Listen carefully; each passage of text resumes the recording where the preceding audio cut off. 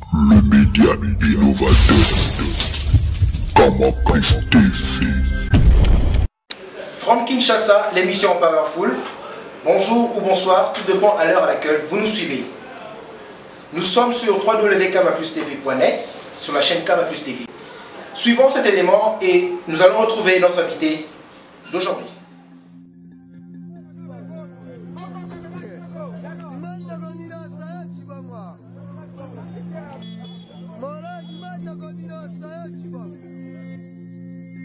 En 2011, la famille a appris que j'étais homosexuel.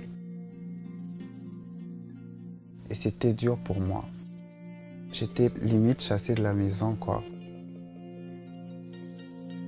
Même à l'extérieur, parce que je voulais plus jouer un jeu, je voulais plus faire semblant d'être quelqu'un que j'étais pas.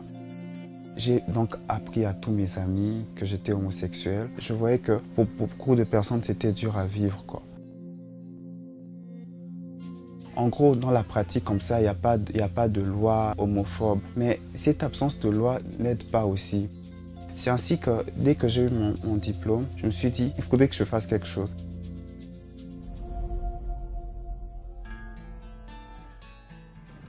Mon nom c'est Patou Isaï. Je suis congolais et je vis à Kinshasa. Ce qui a motivé la création de Génialissime, c'est mon coming out. Notre mission, c'est de faire en sorte que la population en général puisse changer sa manière de percevoir les LGBTI.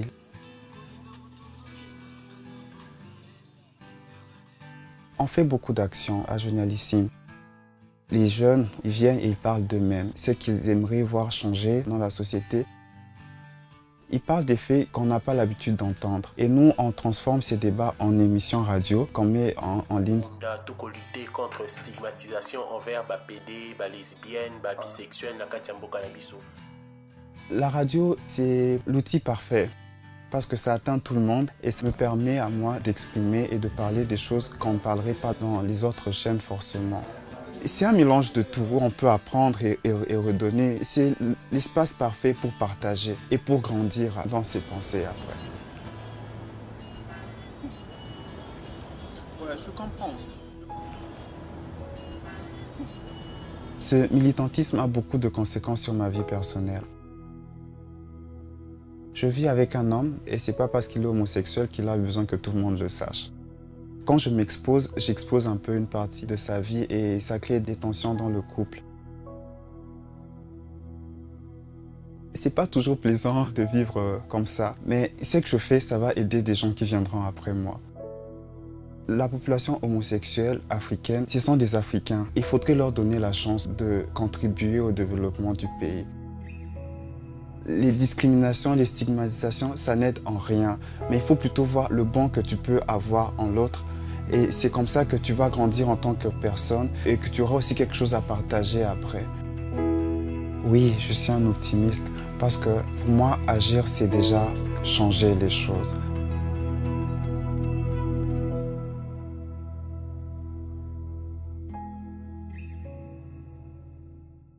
Et pour ce nouveau numéro de notre émission, nous recevons Patou Isaï, autrement dit Skelly Kepna.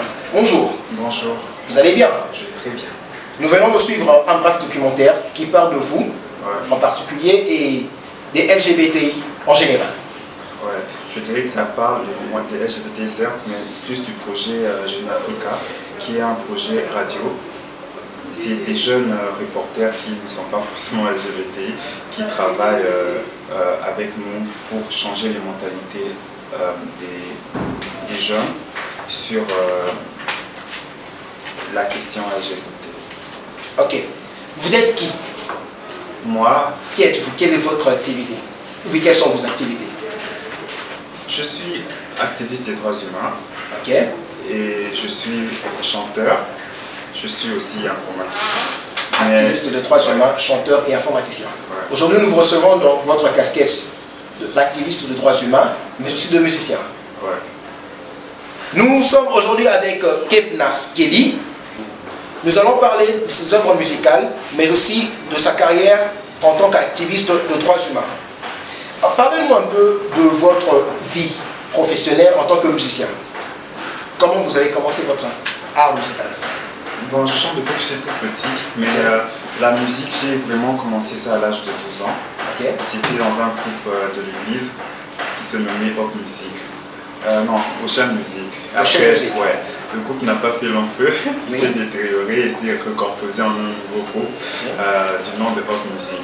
Et durant toute mon adolescence, j'ai travaillé dans ce groupe-là jusqu'à l'âge de 20 ans, où j'ai arrêté avec le groupe et j'ai commencé à chanter tout seul. Mais c'était seulement de la musique chrétienne. Et vers l'année 2008, j'ai commencé à enregistrer un album religieux du nom de Garde Espoir. Garde Espoir. Ouais. Mais quand j'ai fini le projet en question, je n'ai pas voulu continuer parce que je n'étais pas convaincu que je voulais faire une carrière chrétienne. Je ne voulais pas être un musicien chrétien, je voulais juste faire de la musique. D'où j'ai laissé tomber. Et des années après, donc en 2013, j'ai commencé à enregistrer le projet Love, qui est c'était un album, ça parlait d'amour juste. Et encore un projet avorté. Et maintenant, il n'y a pas longtemps, j'ai repris un autre projet du nom de À cœur ouvert, qui est un projet beaucoup plus engagé et qui parle, qui essaie de donner le point de vue de la population LGBT en quelque sorte. Je parle des souffrances que les LGBTI ressentent, je parle de leur joie. On y revient. Nous pensons que cette fois-ci, le projet À cœur ouvert va se réaliser. C'est pas bien sûr, ouais. Parce que, je dis bien sûr pourquoi, parce que les deux premiers projets avaient un petit défaut dans le sens que j'étais pas très sûr de ce que je voulais faire. Pas vraiment motivé par rapport à ça. Ouais, parce que je voulais pas aller dans le religieux.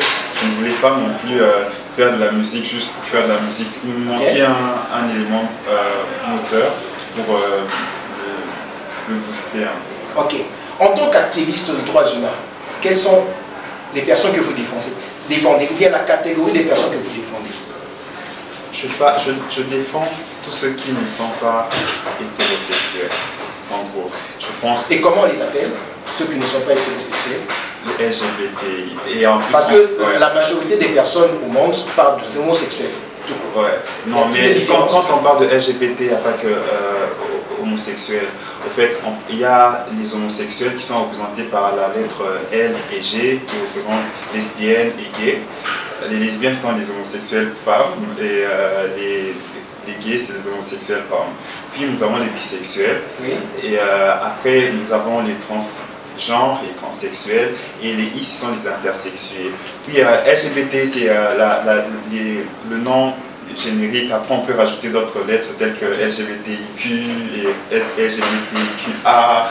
Et à chaque lettre qu'on ajoute, c'est encore une catégorie des personnes, mais qui ne correspondent pas à la règle, aux normes hétérosexuelles, je peux dire. Ok. Dans les normes non hétérosexuelles, si je dois employer comme ça, il y a combien de communautés mélangées? Si on doit classifier. Ouais, c'est exactement ce que je viens de faire. Il y a plusieurs communautés. Nous avons des lesbiennes et des gays, même si les deux sont homosexuels, ils ne vivent pas forcément les mêmes réalités. Oui. Nous avons les transgenres, nous avons aussi les transsexuels, les intersexués et les queers, comme on appelle, et les asexuels aussi, qui sont, on parle pas souvent d'eux, mais ça existe aussi. Ok, pour nous limiter seulement aux LGBTI. Ouais. Pouvez-vous nous donner la différence dans toutes ces catégories-là des LGBT? Comment vous les différenciez?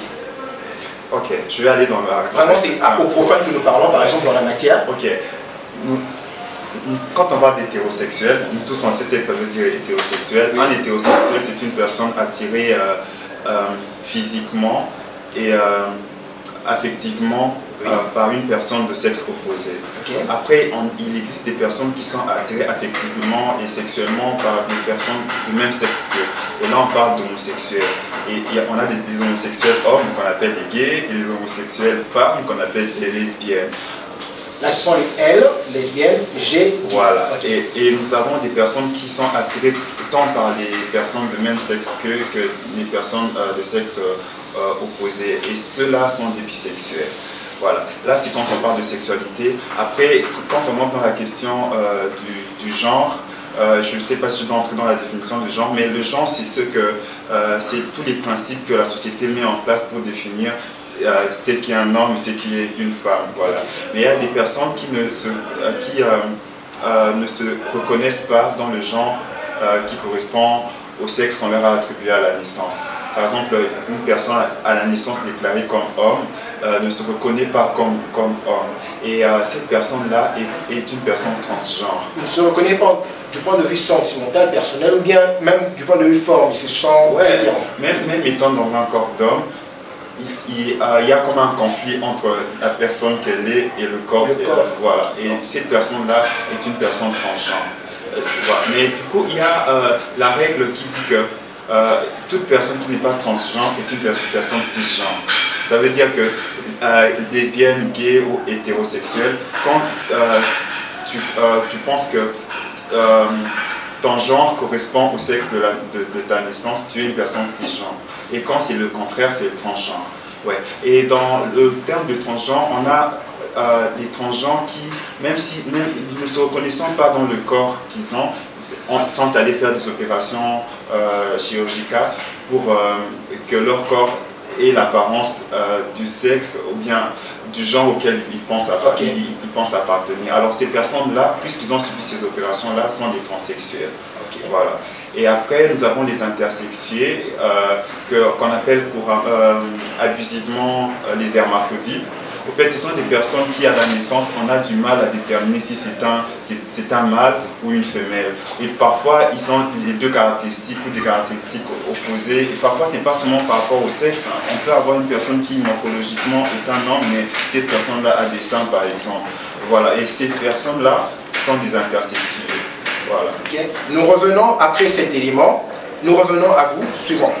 Je ne comprends pas que tu me dises je t'aime si tu ne m'acceptes pas. C'est pas comme je suis, j'ai mis tout mon cœur pour prouver mon amour à cause de ta rancœur. Je ne sais plus qui je suis, papa. J'ai pas choisi de naître encore un d'être mort. J'ai pas choisi ma peau, j'ai pas voulu ces mots. Je voudrais t'expliquer, mais je n'ai pas les mots. De dire que ton rejet m'enterre dans un tombeau de chagrin. De chagrin. Père, sache que ma vie est meilleure. J'ai décidé de m'accepter tel que je suis. Mère, sèche un peu tes pleurs. Je dois trouver ma joie de vivre. Tu m'as tant aimé, un amour inconditionnel. Tu m'as tout donné, ma vie et tous mes dons, tout ce que je suis, fruit de tes efforts, et te dire merci ne sera jamais. Nous venons de suivre avec vous Tel que je suis, une chanson, je ne vais pas faire tous les commentaires. Skelly, de quoi parle-t-on dans cette chanson? Dans Tel que je suis, je parle d'un homosexuel qui a été rejeté de sa famille.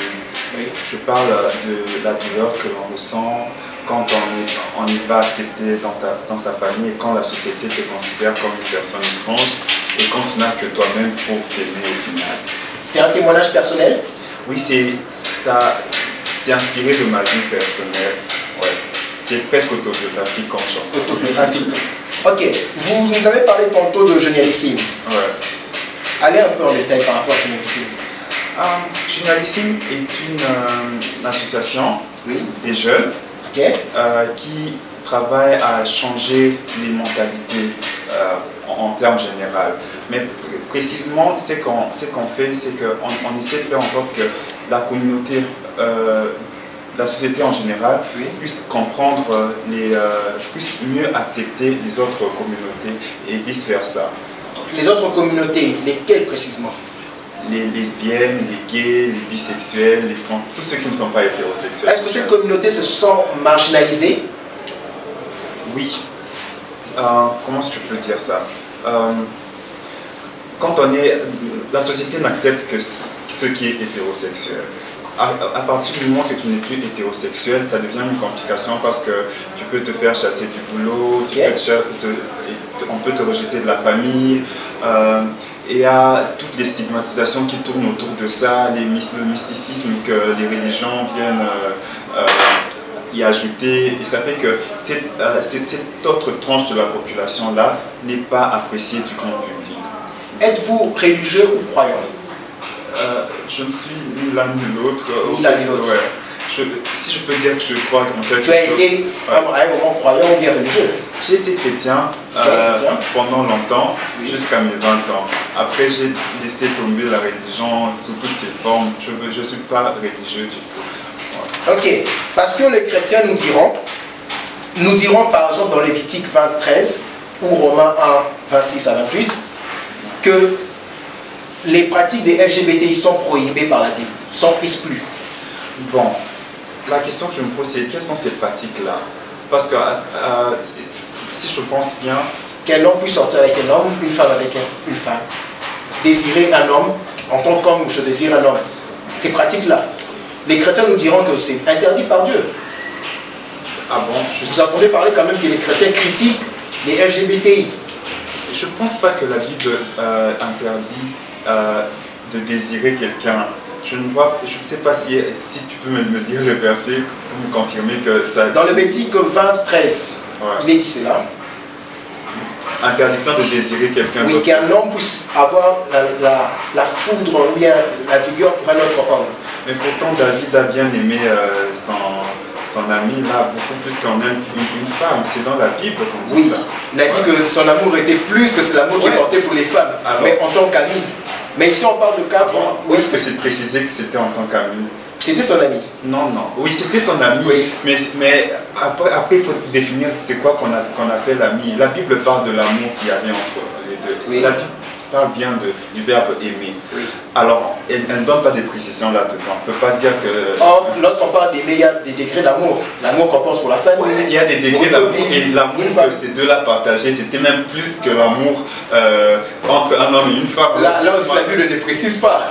Elle est très claire, la Bible, sur ce sujet-là. C'est pas qu'elle n'est pas précise. Elle est très claire sur la relation entre Jonathan et David. Il dit que David dit que l'amour qu'il avait... Mais il avait dit ça à la mort de Jonathan. L'amour qu'il portait pour Jonathan était plus que l'amour qu'il portait pour les femmes. Ah bon. Mais il n'a pas défini à quel degré et quelles étaient les pratiques. Mais quand il dit plus qu'il a déjà défini le degré. Là, c'est un débat que vous refermez la parenthèse. Ça, c'est les réactions des chrétiens. Nous vous attendons réagir au plus 243 81 57 25 886. Je reprends s'il vous plaît. Le plus 243 81 57 25 886. Là, c'est si vous nous contactez de l'étranger. Mais aussi sur notre page Facebook, El Pensador Lionel Bansambi. Vous disiez? Ouais, j'aimerais revenir sur la question des pratiques sexuelles. Okay. Parce que je ne pense pas qu'il y a des pratiques sexuelles. Mais vous savez que ça fait beaucoup de débat, ce sujet. Oui, les gens utilisent d'ailleurs le terme homosexuel tout court. Ça fait beaucoup de débat.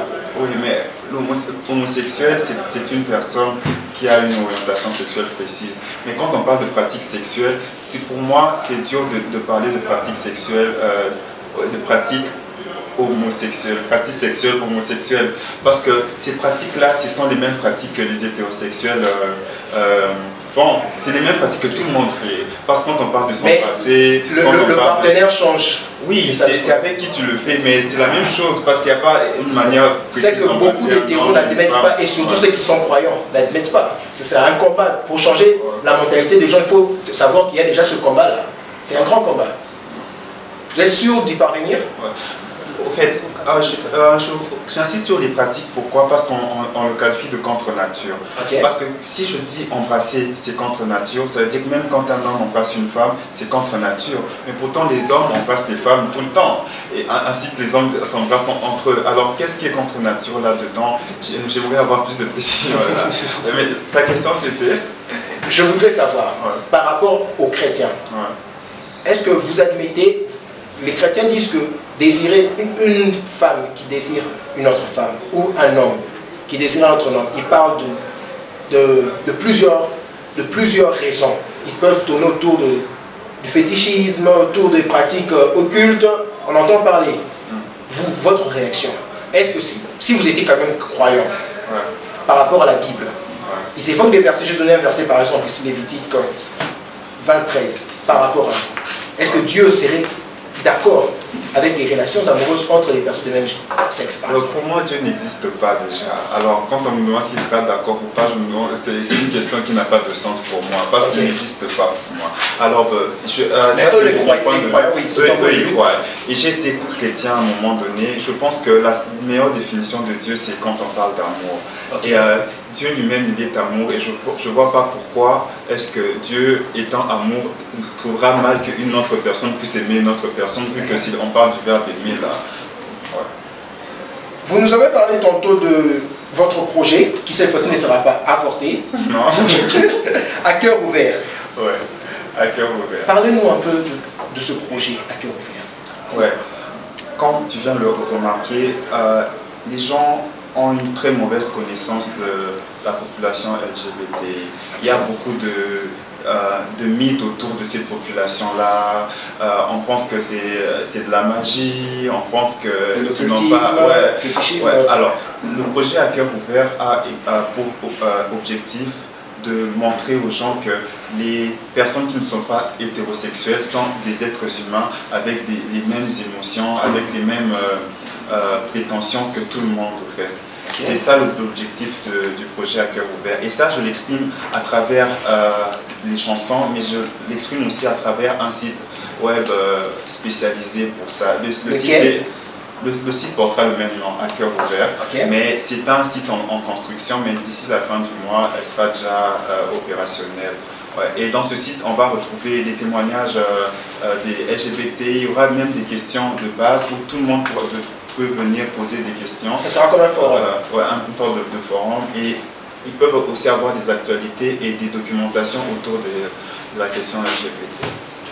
Je vous rappelle, aujourd'hui, nous recevons Skelly Kepna, un artiste musicien, mais aussi activiste de droits humains, qui défend pour la grande partie la cause des LGBTI. LGBTI, définissons-le, lesbiennes, gays, bisexuels, transsexuels et intersexuels. J'espère que j'ai bien défini la chose. Merci. Nous suivons un autre élément, cette fois-ci. Le titre, c'est L'amour d'une mère, je crois.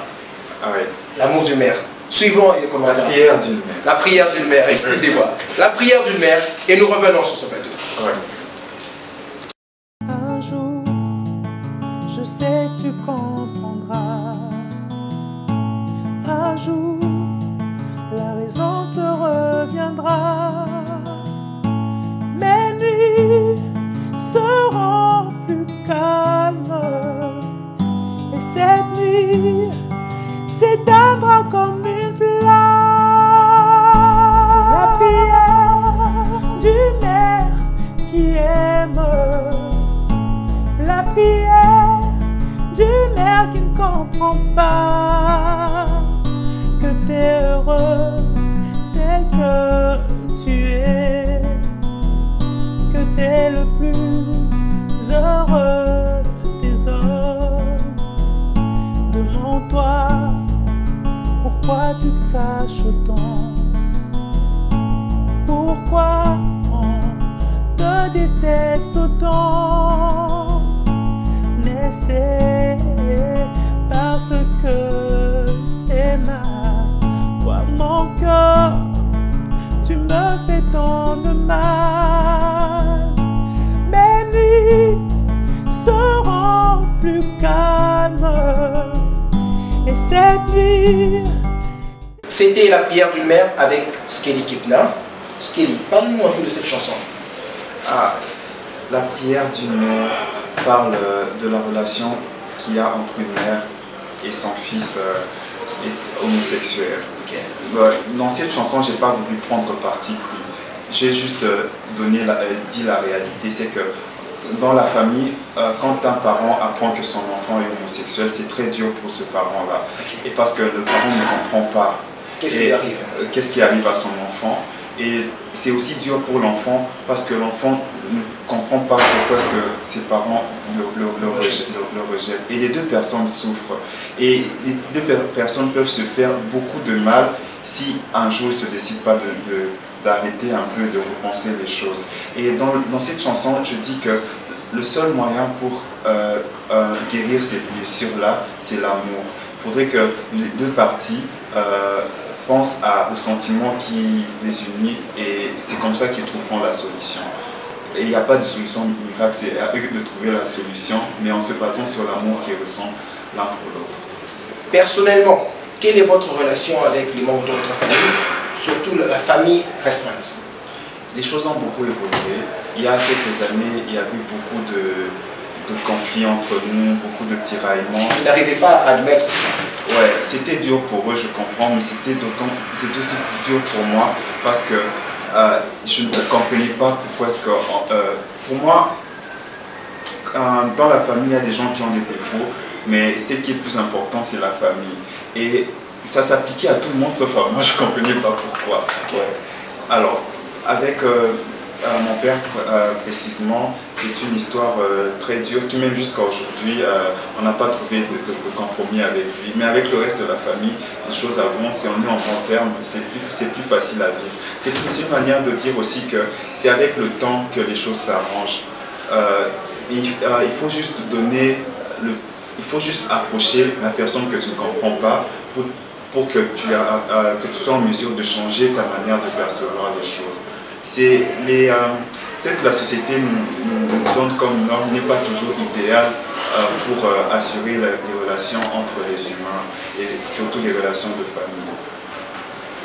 À travers Kama Plus TV, le monde te suit. Quel message passeras-tu aux hétérosexuels qui n'admettent pas les LGBTI, qui n'admettent pas le fait de leur choix? Ouais. Quelqu'un m'a demandé un jour, quand est-ce que tu es devenu homosexuel? Ok. Ouais. Je te la repose. Ouais. Et moi, la question que je pose à ceux qui me posent cette question, c'est quand est-ce qu'eux sont devenus hétérosexuels? Parce que la sexualité, on ne devient pas, on ne change, comment dire, on est avec ça. C'est qu'à partir de l'adolescence ou peut-être un peu plus tard, qu'on va se positionner pour savoir au final si on est hétéro, homo ou bisexuel au final, mais on ne sait pas. Alors, autant qu'on ne choisit pas d'être hétérosexuel, c'est autant qu'on ne choisit pas d'être homosexuel et qu'on ne choisit pas non plus d'être bisexuel. La chose à faire, ça vaut le coup tant pour les homosexuels que pour toute autre personne qui est discriminée dans la société. Il faudrait approcher ces gens-là. Okay.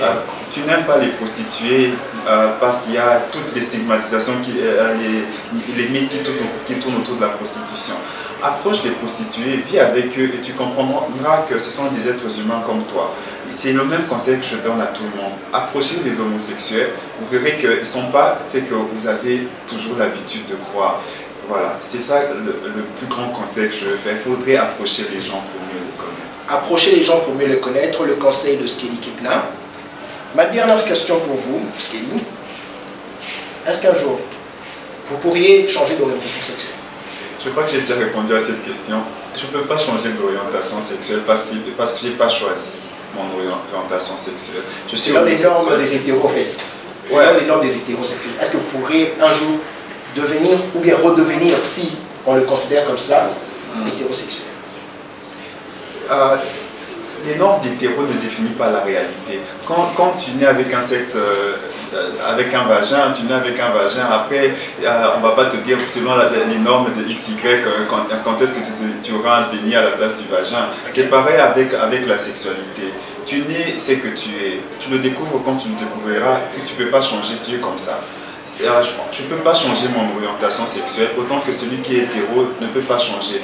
Mais même si j'avais des relations sexuelles avec une femme, ça ne voudrait pas dire que je deviens hétérosexuel pour autant. Parce qu'il y a des hétéros qui ont des relations avec des hommes, je veux dire des hétéros qui ont des relations avec des personnes de même sexe, mais qui ne sont pas homosexuels pour autant. Ça, c'est peut-être, on aura peut-être notre émission pour parler en détail de ça. Volontiers pour revenir. Ouais. Ok, merci. Aujourd'hui, nous avons reçu Skelly Kepna, qui est musicien, mais aussi activiste de droits humains, plus particulièrement pour la cause des LGBTI. Skelly Kepna, comment vous contactez en tant qu'activiste de droits humains, bien sûr, mais éventuellement aussi en tant que musicien? Il y a un numéro très simple. Oui.